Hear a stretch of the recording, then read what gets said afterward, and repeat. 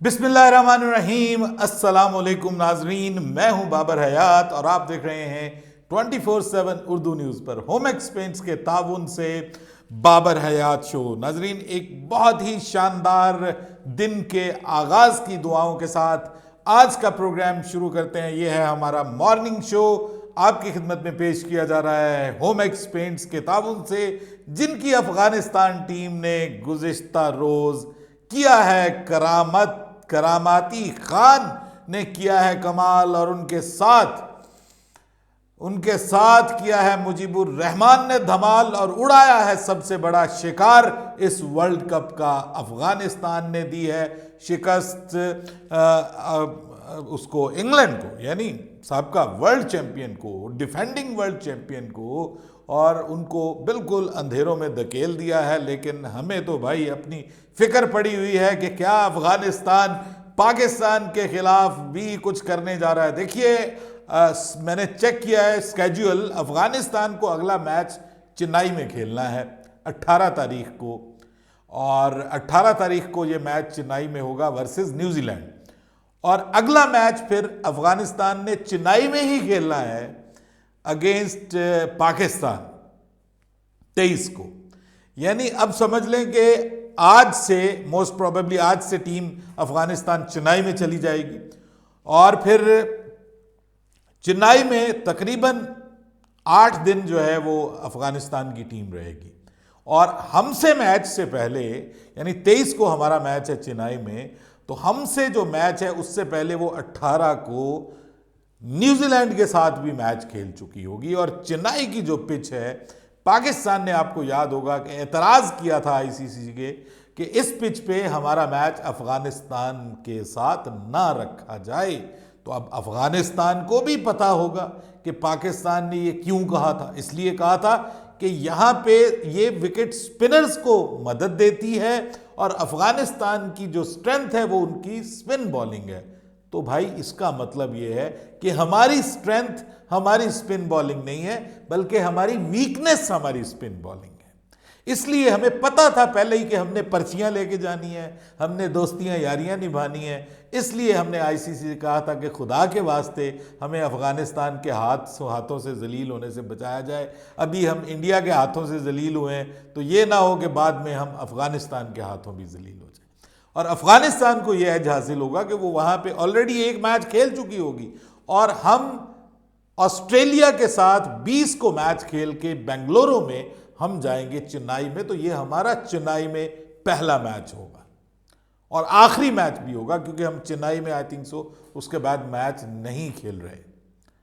बेंगलुरु में हमारे 2 मैचेस जरूर हैं, चेन्नई में हमारा उसके बाद मैच नहीं है। उसके बाद जो हमारे अगले मैचेस हैं आई थिंक सो उधर हैं 2 मैचेस हमारे, 2 नहीं बल्कि 3 मैचेस हमारे कैलकाटा में है, ठीक है जी, ईडन गार्डन्स में। तो इससे अब आप अंदाज़ा लगा लें कि कुछ तो खटकना शुरू हो गया होगा पाकिस्तान टीम में भी, कि जनाब ये इतना मुश्किल में डाला है उन्होंने। एक नॉर्मल सी पिच, एक फ्लैट सी पिच के ऊपर अफगानिस्तान ने इंग्लैंड को गिरा दिया है, वर्ल्ड चैंपियन को गिरा दिया है। तो क्या पिद्दी और क्या पिद्दी का शोरबा। यानी हम तो टूटे हुए हैं, हारे हुए हैं। पता नहीं ऑस्ट्रेलिया के खिलाफ हमारे साथ क्या होता है। हम तो इस खौफ का शिकार है ऊपर से, उसके बाद आसमान से गिरा खजूर में अटका ना हो जाए।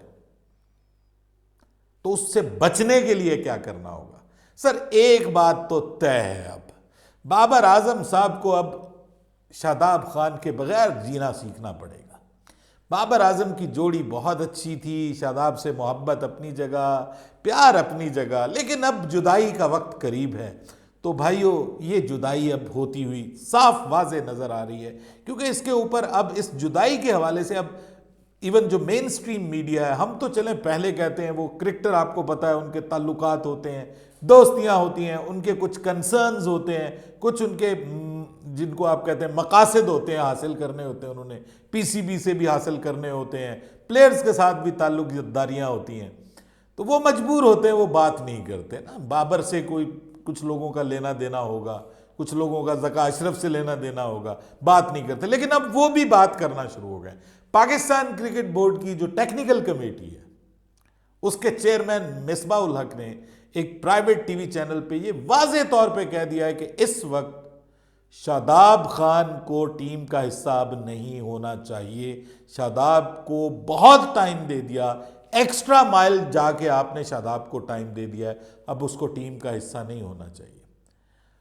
क्योंकि उसकी फॉर्म भी नहीं है, उसको समझ नहीं आ रही गेंद प्रॉपर कहां पे करनी है, ना उससे बल्लेबाजी हो रही है, and he is looking nowhere. तो इस पे फिर वसीम अकरम ने पूछा, उन्होंने कहा कि फिर क्या किया जाए, इसका किस तरह से ये फॉर्म में वापस आएगा। तो जनाब वसीम अकरम ने ही फिर मशवरा दिया, उन्होंने कहा कि इसको रेड बॉल क्रिकेट खिलाएं, इसको कायदे आजम ट्रॉफी में भेजें, ये जाके कायदे आजम ट्रॉफी खेले, रेड बॉल क्रिकेट खेले, और इसको कहें कि ये आपने इसको अगर बी कैटेगरी दी हुई है ना शादाब खान को, कितने पैसे मिलने हैं, 27-28 लाख रुपया महीने का, तो उसको कहें कि डोमेस्टिक खेले फिर, और अपनी जो कितने टेस्ट मैचेस खेले हैं जी उसने, और कितना डोमेस्टिक खेला हुआ है।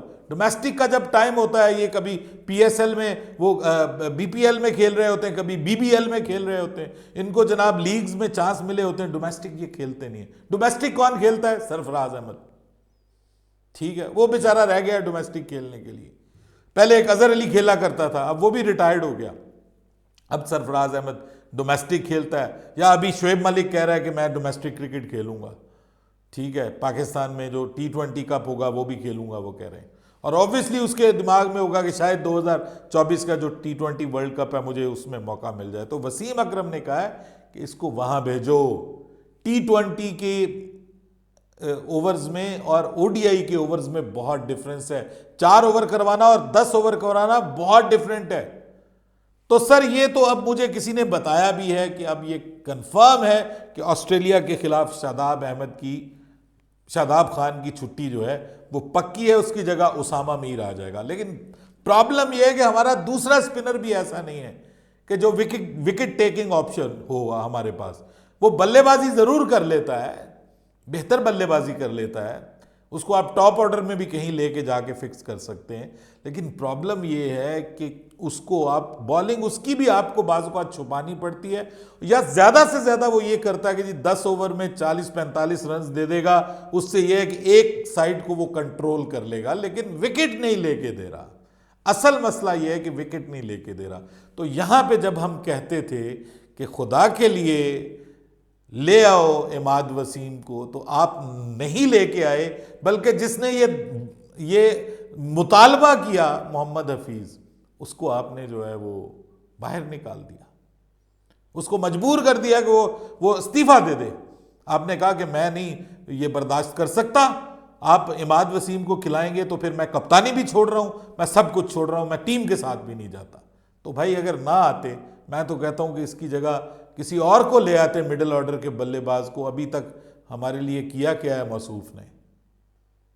लोग कहते हैं कि ये खड़ा रहे तो हमें हौसला रहता है कि पाकिस्तान टीम कहीं नहीं जा रही, क्योंकि इसने टुक टुक टुक टुक लगाए रखना। यानी ये माइंडसेट जो है जब आप चलाएंगे तो लोग फिर मजाक उड़ाएंगे ना। हम कहते हैं ये हमारा नंबर 1 बॉलर है, बल्लेबाज है, हमारा टॉप बल्लेबाज किंग, और वो वहां पे बच्चा बन के विराट कोहली से शर्टें साइन करवा रहा है, ऑटोग्राफ ले रहा है लोगों के लिए। अपने लिए तो मैं नहीं कहूँगा, ज़रूरत नहीं थी शायद, लोगों के लिए ले रहा हो। कुछ लोगों ने कहा होगा हमें जो है कोहली की शर्ट्स साइन चाहिए, वो ले देना उससे, इंडियन टीम की शर्ट्स चाहिए। भाइयों ये है पाकिस्तान की क्रिकेट का हाल। अबरार बाहर बैठा हुआ है, कोई प्लान नहीं है, कोई सोच ले, कोई तरीका इख्तियार कर ले, कुछ ना कुछ किसी को जख्मी कर दें यार, किसी को इंजर्ड ही कर दें। अब इंजर्ड किसे करेंगे जी? शादाब खान को करेंगे? करता है कोई इंजर्ड? है किसी के माई बाप में इतनी ताकत कि बाबर के शादाब को कोई इंजर्ड कर सके? किसको करेंगे जी? मोहम्मद वसीम को। तो अगर शाहीन शाह अफरीदी जो है वो अनफिट हो जाता है तो उसकी क्या रिप्लेसमेंट आपके पास? फिर उसकी जगह किसको खिलाएंगे जी? बताएं मुझे। उसकी जगह मोहम्मद वसीम तो आपका बीच में है नहीं है। मैच के बीच में अगर कोई प्रॉब्लम हो जाता है, अगला मैच फौरन है, तो आप क्या करेंगे? आपके पास क्या रिप्लेसमेंट? फिर आपको लेके आना पड़ेगा जमान खान को, जो कि कहां बैठा हुआ है? रिजर्व में बैठा हुआ है। और शाहीन शाह अफरीदी को इंजेक्शन लगा के खिलाया जा रहा है। बुखार है मसूफ को, मुस्तकिल अनफिट, मुस्तकिल अनफिट। आमिर को नहीं लाना, उससे बात नहीं करनी कि कहीं शाहीन का कैरियर खतरे में ना पड़ जाए। हमने जो इतना बड़ा बनाया हुआ है वो जो है वो रवि शास्त्री कहता है ये तो आपने इसको ओवर रेट किया हुआ है। कौन सा ये एक्स्ट्रा ऑर्डिनरी बॉलर है, ना ये वसीम अकरम के परछाई के नजदीक नहीं है। वो खेले हुए हैं वसीम अकरम के खिलाफ। अब अगर वो अनफिट हो जाता है तो आपके पास आप अनफिट प्लेयर्स को खिलाए जा रहे हैं यार, बंदा कोई पूछने वाला नहीं है इनसे। और जो फिट प्लेयर हैं वो बेचारे धक्के खा रहे हैं, उनका कोई चांस नहीं है। उनको रिजर्व प्लेयर, ट्रैवलिंग रिजर्व में फिट प्लेयर को ट्रैवलिंग रिजर्व में शामिल किया गया, अनफिट प्लेयर्स को टीम का हिस्सा बनाया गया, आउट ऑफ फॉर्म प्लेयर्स को टीम का हिस्सा बनाया गया, जो इन फॉर्म है वो जनाब ट्रैवलिंग रिजर्व में बैठे हुए हैं। तो ये जब होगा भाइयों तो फिर मसला बनेगा बहुत बड़ा। और पाकिस्तान टीम को कम से कम अपनी ओपनिंग को बेहतर करने की जरूरत है, ठीक है, नंबर एक। और अगर किसी तरह से पॉसिबल हो सके तो अपनी इस पूरे वर्ल्ड कप में अभी 6 मैचेस पड़े हुए हैं आपके पास, 2 आप जीते हुए हैं, you are not in a bad condition. हमें आपसे जो मर्जी गिला शिकवा हो, जो इंग्लैंड के साथ हो गया उसके बाद आपके पास एक और ताज़ा हवा का झोंका आया, आपको मौका मिला कि आप अपने आप को स्ट्रेंथन करें अगेंस्ट ऑस्ट्रेलिया। अपनी स्पिन बॉलिंग को स्ट्रेंथन करो, ठीक है, अपनी फास्ट बॉलिंग को देखो, कुछ उनको 6-7 दिन मिलेंगे शायद फिट हो जाए, को बुखार उतर जाए उनके, पता नहीं क्या मतलब खिलाड़ी साथ लेके आ गए। तो ये दरमियान में आपको अपनी ओपनिंग को और अपने स्पिनर्स को सेट करने की जरूरत है। आपके ओपनर्स आपको अफगानिस्तान जैसा भी आगाज नहीं दे सकते। ये कितना बड़ा जुल्म है पाकिस्तान टीम पे। 2023 पूरा गुजर गया, पावर प्ले में छक्का नहीं लगा, अभी तक नहीं लगा, 3 मैच यहां भी खेल लिया। यह है हमारा क्रिकेट खेलने का तरीका। और फिर दरमियान में रिजवान और बाबर जब इकट्ठे हो जाएं तो फिर सर हम गए। उस दिन तो रिजवान के साथ था ना वो अब्दुल्ला शफीक, तो अब्दुल्ला शफीक ने नेक्स्ट गियर किया और जनाब वो तेज खेलना शुरू हो गया और शॉटें मारना शुरू हो गया। साथ में थोड़ी देर बाद जो है वो रिजवान भी शुरू हो गया। एक मैच में सऊद शकील उसके साथ शुरू हो गया। यहां पे दोनों एक जैसे आ गए। और आपको T20 की याद आ गई होगी, जब T20 में हम कहते हैं कि ये दोनों 6 ओवर खा जाते हैं पावर प्ले के, और जो पीछे बैठे होते हैं आपके मिडिल ऑर्डर वाले, अचानक जब ये नाकाम होते हैं तो उनके ऊपर बोझ गिरता है और वो कोलैप्स कर जाते हैं। कल परसों जब हमारा मैच हम हारे हैं इंडिया के खिलाफ, ये हुआ है हमारे साथ सर, ये हुआ है हमारे साथ। ये T20 वर्ल्ड कप वाला जो हमारे साथ हो रहा था ना, वो परसों इंडिया के मैच के में भी हमारे साथ हुआ है। सेम वही, फर्क सिर्फ ये है कि ये दोनों मिडिल ऑर्डर में खेल रहे थे, हरकत इन्होंने वही की है जो ये टॉप ऑर्डर पे जाके ओपनिंग में करते हैं कि टुक टुक टुक टुक टुक स्टार्ट देते हैं और उसके बाद फिर जब आउट होते हैं तो पीछे सबकी लाइन लग जाती थी। यही था ना हमारा मसला 2022 के वर्ल्ड कप में, तो यहां भी यही हुआ। किस्सा तमाम। ये 3 चीजें आप नहीं करेंगे तो ऑस्ट्रेलिया से तो मुमकिन है, आप वो बेचारे वैसे गिरे हुए हैं, लेकिन ये भी तो हो सकता है ना कि वो अपना सारा गुस्सा आपके ऊपर ही उतार दें। पीछे से वो जख्मी शेर हैं, अब वो भी कुछ ना कुछ को बाबा बूबा जुल्फों वाला, उन्होंने भी कोई मोटिवेशनल स्पीकर वो बाबा सा एक बुलाया हुआ है। मुझे तो उसकी अपनी जहनी सेहत पे शकूक शुबात हो रहे हैं, उसने इनको क्या बताना है जो साथ। और वो एक हसन राजा साहब जो हैं वो बुलाए गए हैं, उनको डाटा एनालिस्ट, पता नहीं क्या इनको बताता है ना। को ये किसी बल्लेबाज की कमजोरी पे गौर करते हैं, ना किसी बॉलर की कमजोरी के ऊपर गौर करते हैं। रोहित शर्मा बेस्ट प्लेयर है अगेंस्ट फास्ट बॉलर्स की जो शॉर्ट डिलीवरी है, यानी पुल शॉट उसकी दुनिया भर में मशहूर है। हमारे बॉलर्स उसको शॉर्ट बॉलिंग करवा रहे हैं ताकि तू मार पुल शॉट, फेंक हमें स्टेडियम के बाहर। क्या बात है, क्या बात है। ये हमारा डाटा एनालिस्ट इनको बताता है कि ये पुल शॉट बहुत अच्छा मारता है, हुक बहुत अच्छा बॉल खेलता है, शॉर्ट बॉल बहुत अच्छी खेलता है, इसको फुल बॉल नहीं करवानी, इसको गुड लेंथ पे बॉल नहीं फेंकनी, इसको आपने शॉर्ट बॉल करवानी है ताकि ये आपको छक्के मारे। That's it. ये है पाकिस्तानी टीम और इससे आप क्या उम्मीद कर सकते हैं।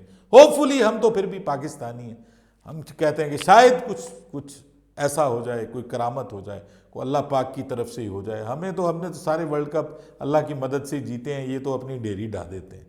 और अब भी हमें यही यकीन है कि शायद कुछ करिश्मा हो जाए कि हम ऑस्ट्रेलिया और अफ़गानिस्तान के ख़िलाफ़ ये मैचेस जीत जाएं। ऑस्ट्रेलिया से ज़्यादा ख़तरनाक मुझे इस वक्त अफ़गानिस्तान का मैच लग रहा है। हमारे साथ बड़ा हाथ होने वाला है। बाबर हयात को इजाज़त दीजिएगा। अल्लाह हाफिज़।